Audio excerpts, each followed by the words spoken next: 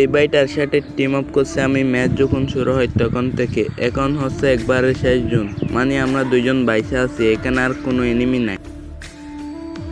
আসলে ভাই এরকম প্লেয়ারের জন্য গেমের প্রতি ভালোবাসা আরো বেড়ে যায়। অনেক ভালো লাগছে ভাই এই ম্যাচটা খেলে।